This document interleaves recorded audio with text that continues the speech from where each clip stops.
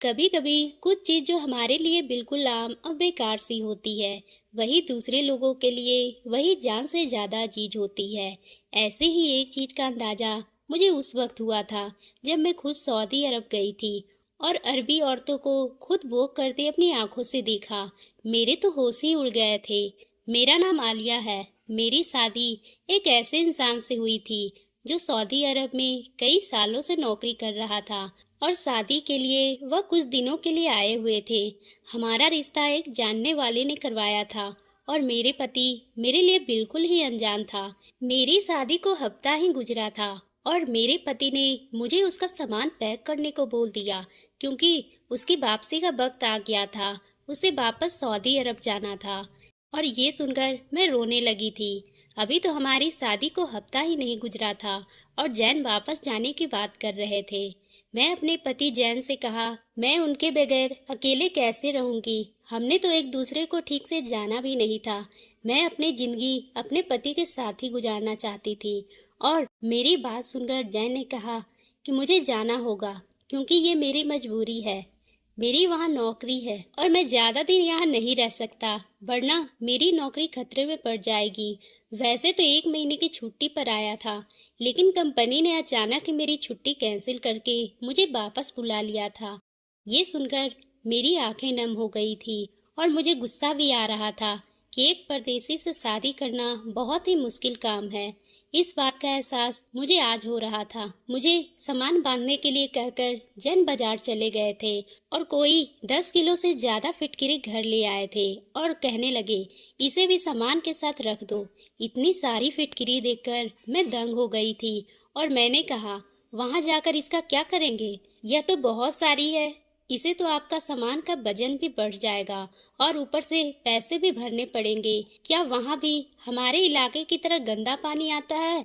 मैंने अपनी समझ के हिसाब से बात की थी क्योंकि मेरी अम्मी हमेशा ही पानी के टंकी में फिटकिरी डाला करती थी और पानी बिल्कुल साफ हो जाया करता था। मेरी बात सुनकर जैन हंस पड़े थे और कहने लगे, ये तुम्हारे इलाके में साफ पानी करने के लिए इस्तेमाल की जाती है, पर वहाँ तो एकदम साफ पानी आता है। सऊदी औरतें इनका कुछ और ही इस्तेमाल करती है जो मुझे नहीं पता, लेकिन मुझे यह मालूम है कि वहाँ इसकी बहुत ही अहमियत है। हर सऊदी औरतों के घर यह मौजूद होती है। मैं जब भी सऊदी अरब जाता हूँ फिटकिरी जरूर लेकर जाता हूँ। जैन की बात सुनकर मैं हैरान रह गई थी। यह तो हर दुकान पर ही फिटकिरी आमतौर पे मिल जाती है, लेकिन उस वक्त मेरा मतलब फिटकिरी नहीं बल्कि जैन के जाने की दुख थी। मैंने उसके सामान में फिटकिरी रख दी थी। मैंने रोते हुए उससे कहा कि मुझे अपने पास बुला ले। मेरे आंसू रोकने पर नाम ही नहीं ले रहे थे। अभी तो हम दोनों ने अपनी खूबसूरत जिंदगी की शुरुआत की थी और इतनी जल्दी जुदाई का वक्त भी आ गया था।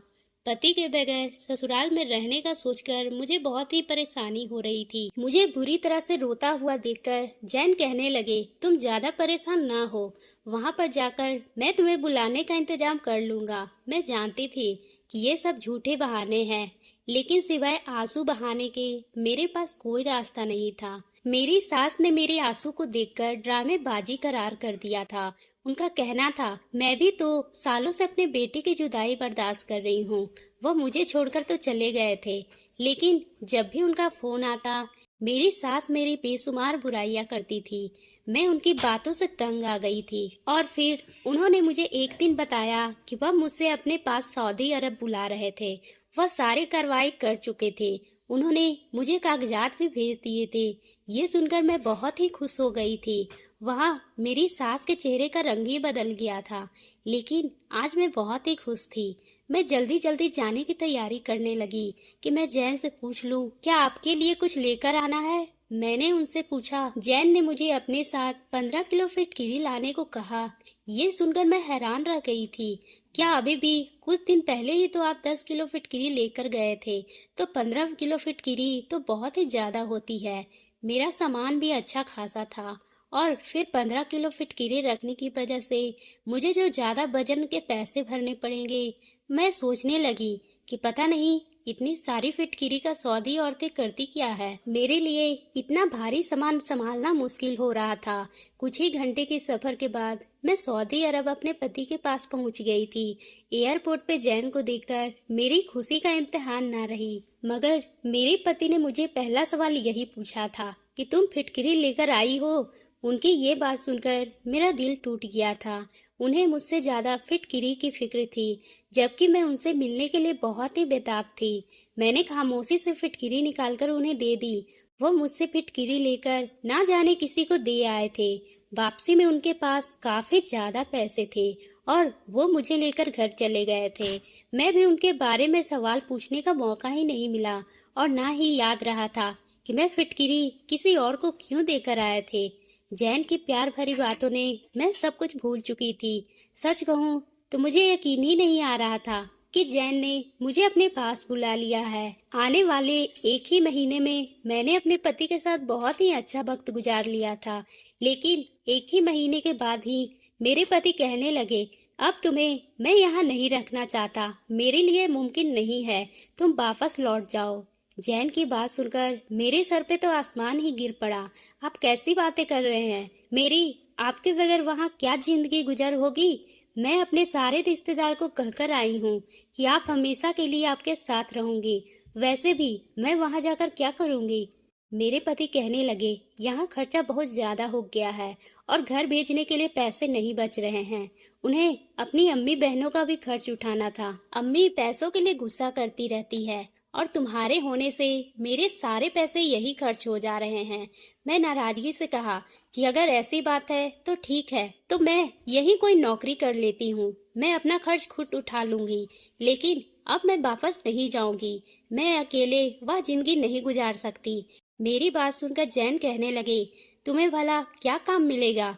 तुम क्या नौकरी करोगी? मैं जैन से कहा, मुझे लोगों के घर का काम ही क्यों ना करना पड़े, मैं कर लूंगी, मगर वापस नहीं जाऊंगी। जैन को मेरी बात मजाक लगने लगी, लेकिन मैं इरादा कर ली थी कि मैं नौकरी करूंगी और फिर मैं अपने फ्लैट वालों से कहकर कुछ अरबी औरतों के घर में काम की तलाश कर ली थी। उसे एक महीने में मेरी काफी लोगों से जान पहचान हो गई थी, क्योंकि हम जिस जगह रहते थे वहाँ ज्यादातर इंडियन फैमिली ही रहती थी और उस वक्त मेरी जान पहचान मेरे काम आई थी। और तो घर में खाना पकाने के लिए रख लिया गया था। जब मेरे पति को ये बात का पता लगी, वो मेरी बात सुनकर हैरान रह गए थे और कहने लगे, तुमने सच में ही काम ढूंढ लिया है? मैं तुम्हें दूसरों के घर जाकर काम करने की इजाजत नहीं दे सकता। जैन ने मेरी सारी खुशी पर पानी फेर दी थी, लेकिन मैं इतनी आसानी से हार मानने वाली नहीं थी। उसकी बात सुनकर मैं रोने लगी थी। मेरे आंसू देखकर मेरे पति का दिल मोम की तरफ पिघल गया था। ऐसे वो खुद भी मेरे बगैर नहीं रहना चाहते थे। मैं अच्छी तरह से जानती थी कि मेरी सास मुझे वापस भेजने के लिए दबाव डाल रही थी, इसलिए मेरे पति मजबूरन मुझे वापस भेज रहे थे। पर अब मुझे काम करने की इजाजत दे दी थी। मेरी खुशी का ठिकाना ही ना रहा, क्योंकि अब मैं वहाँ हमेशा के लिए रह सकती थी। मैंने खुशी से जैन को गले लगा लिया और अगले ही दिन जैन दफ्तर जाते हुए कह गए, अगर तुम्हें काम समझ आए तो ही करना, वरना पहले ही दिन वापस आ जाना। मैंने उन्हें बेफिक्र कर दिया था और उनके घर से बाहर जाते ही घर के सारे काम निपटाकर मैं पड़ोसन के साथ अरबी औरतों के घर चली गई। वहां पर पहुंची, देखा आलीशान घर थे। मैं तो देखकर हैरान रह गई थी। फिर हम दोनों ही अरबी औरतों के घर के अंदर चली गई।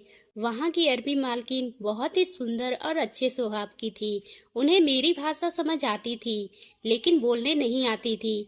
उन्होंने इशारों में मुझे समझा दिया था कि उन्हें किस तरह का खाना खाना था। मेरा पहला दिन उस घर में अच्छा रहा था। दूसरे दिन जब मैं काम करने आई तो बहुत ही बड़े डिब्बे में ढेर सारे फिटकिरी के टुकड़े पड़े थे। उसे देखकर मुझे याद आया था कि मेरे पति भी तो इंडिया से इतनी सारी फिटकिरी लेकर आए थे। पता नहीं मेरे पति ने उसके साथ क्या किया, लेकिन ये सवाल मैं किससे पूछती, क्योंकि इस घर में मौजूद जितने भी थे वह मुस्लिम ही थे और सब अरबी ही थे और जैन पहले ही बता चुके थे। उन्हें इस बारे में कुछ पता नहीं अरबी औरतें इसका क्या करती है। मैंने सोचने सोचने में 2 घंटे में खाना तैयार कर दी और फिर दूसरी अरबी औरतों के घर चली गई। वहां भी मैंने बिल्कुल वही चीज देखी, जिसने बावर्ची खाने में तो पहले वही से ज्यादा फिटकिरी थी। वहां आखिरी माजरा क्या है। इंडिया में तो ऐसा कुछ नहीं होता। मुझे खाने पकाते थोड़ी ही देर गुजरी थी कि मेरी दूसरी अरबी मालकिन बावर्ची खाने में आई और उसमें फिटकिरी का टुकड़ा निकालकर उस तेल से भिगोकर एक कोने में ढककर रख दी। पता नहीं उसने ऐसा क्यों किया था। मुझे मालूम नहीं हो रहा था कि इसका अंदाजा कुछ छिपाने वाला था। वह नहीं चाहती थी कि मैं उनकी तरफ देखूं। इस बात पे मैं और भी हैरान हुई थी। खैर, मेरा पहला दिन था और बहुत ही अच्छा गुजरा था। मैं दोनों घर का खाना पकाकर 5 घंटे में ही फारिग हो गई थी और जैन के घर लौटने से पहले ही घर लौट आई थी। खाना पकाने का मुझे पहले से ही बहुत शौक था, इसलिए ये काम मुझे बिल्कुल भी भारी मालूम नहीं हुआ। शाम को जैन घर आए तो मुझसे ढेरों सवालात पूछने लगे। मैंने उन्हें बेफिक्र कर दिया कि काम बहुत ही अच्छा है और मुझे किसी तरह की किस्म की कोई भी तकलीफ नहीं है। वो चाहे तो मेरी सारी तनख्वाह अपने घर भेज सकते हैं। मेरी बात पे जैन हल्के से मुस्कुरा दिए। वो जानते थे कि ये सब उनके साथ रहने के लिए कर रही हूँ।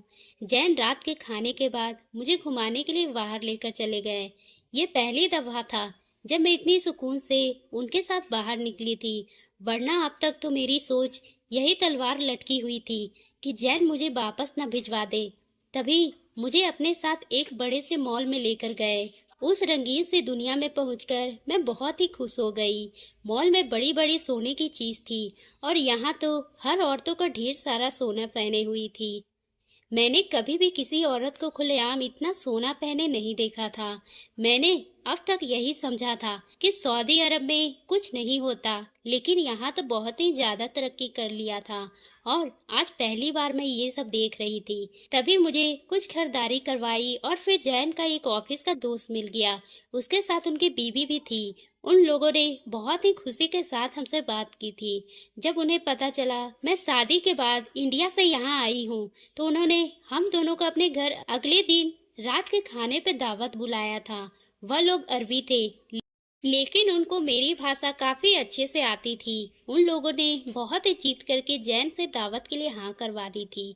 मैं इस दावत के लिए बहुत ही एक्साइटेड थी, क्योंकि यहाँ पहली दफा यहाँ आकर किसी के घर दावत जा रही थी। अगले दिन मेरे दोनों अरबी औरतों के घर खाना पकाया और वापस आते ही जल्दी जल्दी तैयार हो गई।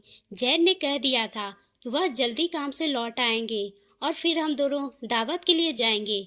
जैन के आते ही हम दोनों एक दूसरे के साथ उनके दोस्त के घर चले गए। उनके दोस्त और उनकी बीवी बहुत ही खुशी से हमारा स्वागत किया। उनका एक छोटा सा प्यारा सा बेटा भी था, जिसे देखकर मुझे उस पर बहुत ही प्यार आ रहा था। जैन की दोस्त की बीवी का नाम सलमा था। वह बावर्ची खाने में खाने की तैयारी कर रही थी। मैं भी उसके पास जाकर खड़ी हो गई। मुझे देखकर वह मुस्कुराकर कहने लगी, भाभी आप बैठ जाएं, मैं बस खाना तैयार करके ही आती हूँ। मैंने उसकी बात को नज़रअंदाज करते हुए उसकी मदद करनी शुरू कर दी थी, लेकिन उस वक्त मेरी नज़र एक कोने में रखी हुई फिटकिरी की थाली पे पड़ गई। एक दफ़ा मेरे दिल में यह सवाल उठा कि आखिर ये अरबी औरतें इस फिटकिरी का करती क्या है। मैंने सोचा कि इस फिटकिरी का राज सलमा से पूछ लेती हूँ, मगर सलमा से पूछने में थोड़ी झिझक से महसूस हो रही थी, क्योंकि मेरी अरबी मालकिन ने छुपाने वाले अंदाज में फिटकिरी को तेल में डालकर रखा था। पता नहीं उसके पीछे कौन सी बात हो सकती है। ध्यान खाना पकाने की तरफ था, मुझसे रहा नहीं गया। मैं उसी से पूछ ली कि यह फिटकिरी यहाँ क्या और क्यों रखी हुई है और इतनी सारी फिटकिरी का क्या करोगी। उनका मेरी बात सुनकर चेहरे का रंग ही बदल गया और जल्दी से फिटकिरी की थाली उठाकर कबर्ड में रख दी थी। उनका अंदाजा बहुत ही अजीब था। मेरी बात का जवाब देने के बजाय वो खाना लगाने लगी थी, तो मैं भी खामोश हो गई, क्योंकि दोबारा पूछना अदब के खिलाफ था। सलमा ने बहुत ही मज़ेदार खाना पकाया था। दावत भी बहुत ही अच्छी थी। हम उन लोगों से इजाज़त लेकर घर वापस लौट आए थे, लेकिन सारे रास्ते मेरे दिमाग में फिटकिरी ही चलती रहती थी। जैन ने मेरा गुमसुम सा अंदाज देखा तो वो पूछने लगा, तुम्हें क्या हुआ है। मैंने जैन से सारी बातें बता दी। किस तरह से मैंने दोनों अरबी औरतों के घर में फिटकिरी के डिब्बे देखे थे और आज तो सलमा के बावर्ची खाने में भी बहुत सारी फिटकिरी मौजूद थी। आखिर ये अरबी औरतें करती क्या है? मेरी बात सुनकर जैन हंस पड़े और कहने लगे, तुम औरतें तो छोटी छोटी बातों पे उलझ जाती हो। चलो मैं ही पता करके बताऊंगा कि इसके पीछे क्या राज है। दिन तेजी से गुजर रहे थे। मेरा काम बहुत ही अच्छी तरह से जम गया था। मुझे उधर की औरतों का खाना पकाने का आदत हो गई थी। मेरे मम्मी पापा अक्सर मुझे फोन करते थे। जब से मैं जैन के पास आई थी, मेरी अम्मी को सुकून हो गया था। मैंने अपनी अम्मी से कई दफा फिटकिरी के बारे में बहुत से सवाल पूछे थे, लेकिन अम्मी को भी ज्यादा पता नहीं था कि फिटकिरी के तेल में मिलाकर क्या किया जाता था। ये बातें मेरे लिए एक हैरत जैसी थी। मैं सऊदी अरब आकर पूरी तरह से सेट हो गई थी। अब मुझे इंडिया वापस जाने की फिक्र ही नहीं रहती थी। मेरा काम बहुत ही अच्छा चल रहा था। दोनों अरबी मालकिन मेरा ख्याल रखती थी। खाना भी बहुत ज्यादा पकाना नहीं पड़ता था। 3-4 खाने पकाने होते थे, वह भी थोड़े थोड़े। ऐसे करके कुछ दिन गुजर गए थे। जैन के दफ्तर लौटते तो मेरा हाथ पकड़कर बैठ गए और कहने लगे, आज मैं तुम्हारी सारी परेशानी खत्म कर देता हूँ और तुम्हें फिटकिरी का राज बताता हूँ। लेकिन अरबी औरतें यह नहीं चाहती है कि ये राज किसी को भी पता चले, क्योंकि फिटकिरी इस्तेमाल करना उनके खानदान से चली आ रही है। इसे अपने तक महफूज रखना चाहती है। इसलिए सलमा भाभी ने भी तुम्हें इस बारे में कुछ नहीं बताया। जैन की बात सुनकर मुझे परेशानी होने लगी थी। आखिर उस फिटकिरी से ऐसा भी क्या किया जा सकता है जो इस कदर छुपाने के लायक है? जैन कहने लगे कि हर इलाके में अपने रस्म रिवाज होते हैं और इसी तरह हर इलाके में टोटके भी होते हैं। तुम भी जब यहाँ पर आई हो, तुमने बहुत सारी चीजें ऐसी देखी है जो इंडिया में नहीं देखी होती, और जो चीजें इंडिया में होती है वह यहाँ नहीं होती। इस तरह फिटकिरी का इस्तेमाल इंडिया में किया जाता है, वह बिल्कुल अलग ही है। जबकि और भी औरतें इनसे बिल्कुल अलग किस्म का फायदा हासिल करती है, जो हैरान है। मैंने जैन को घूर कर देखा और कहा, आप बता भी दे और इतनी पहेलियां क्यों बुझा रहे हैं? मेरी बात सुनकर जैन ने मुझसे एक ऐसा राज बताया जिसे सुनकर मैं दंग हो गई थी। अपने 22 साल की जिंदगी में मैंने आज तक फिटकिरी का ऐसा इस्तेमाल नहीं सुना था। हैरानी से जैन से पूछा, आप सच कह रहे हैं क्या? जैन कहने लगे, हाँ बिल्कुल यही बात है। मैं अपने अरबी दोस्त से पूछकर आया हूँ और उसने मुझे यही सारी बातें बताई है। मेरा अरबी दोस्त वही है जिसे मैं इंडिया से फिटकिरी लाकर महंगे दामों में बेचता हूँ। मेरे पति ने मुझे बताया, अरबी औरतें पहले एक खास किस्म के तेल तैयार करती है जो उन्होंने अपने बड़े बुजुर्गों से तैयार करना सीखा है। उस तेल को तकरीबन 2 महीने तक रखकर तैयार की जाती है और फिर फिटकीरी को कई दिन तक रख दिया जाता है। उसके बाद रोज रात को उस दिन वाली फिटकीरी को पीसकर इस्तेमाल किया जाता है। अरबी औरतें हर रात को उसके अपने पेट पे लगाती है और उनका मानना है कि इस तरह उनके पास औलाद पैदा होगी। ये बातें मेरे लिए अनोखी थी। अब मुझे समझ आ गया था कि अरबी औरतें इस बात को इतना छिपा क्यों रही थी। मेरी बात सुनकर राशिद कहने लगे, हर किसी के अपने तौर तरीके होते हैं और ज्यादातर औरतें बताना भी नहीं चाहती है। वह बेटा पैदा करने के लिए ये इस्तेमाल करती है, खास करके अरबी औरतें। जैन की बात सुनकर मैंने अफसोस भरे लहजे में कहा, मेरे पास तो अब फिटकिरी भी नहीं है और ना ही मुझे तेल बनाने का तरीका आता है। मेरी बात सुनकर जैन हंस पड़े और कहने लगे, मुझे बस औलाद की ख्वाहिश है, चाहे बेटा हो या बेटी, इस बात से फर्क नहीं पड़ता। जैन की सोच जानकर मुझे बहुत ही खुशी हुई थी कि दूसरे मर्दों की तरह उन्हें औलाद में बेटे की ख्वाहिश का इजहार नहीं है। और मैं अभी तक दोनों अरबी मालकिन के यहाँ काम कर रही थी और कुछ ही महीनों बाद मेरी मालकिन प्रेग्नेंट हो गई थी। मैं उनके तौर पे खुद उनका ख्याल रख रही थी और हैरत की बात थी कि मेरी मालकिन के यहाँ बेटा ही पैदा हुआ था। शायद उनका बनाया हुआ तेल उनके काम आया हो, लेकिन कुछ ही महीने बाद ऊपर वाले ने मुझे भी खुशखबरी से नवाज दिया था। लेकिन मैंने ऐसा कोई तेल इस्तेमाल नहीं किया था, फिर भी मुझे बेटा दे दिया था।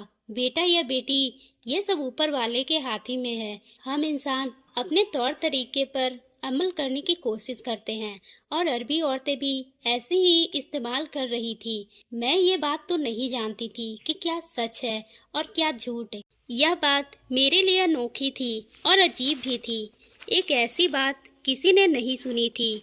मैं इस सब बातों का अंधविश्वास समझकर अपने पति को इस रोजगार करने से मना कर दी थी और वह भी मेरी बात मान लिए थे और हम सब अब अपने देश लौटकर अपने नए काम पर ध्यान देने लगे थे और अपने पूरे परिवार के साथ मिलकर रहने लगे और अपने सास ससुर के साथ एक अच्छी जिंदगी गुजार रही थी। तो दोस्तों, आपको ये कहानी कैसी लगी? अगर पसंद आई हो तो आप मेरे चैनल को सब्सक्राइब करना ना भूलें और बेल आइकन को भी प्रेस कर लें ताकि हम आपके लिए इसी तरह की दिलचस्प कहानी लाते रहें।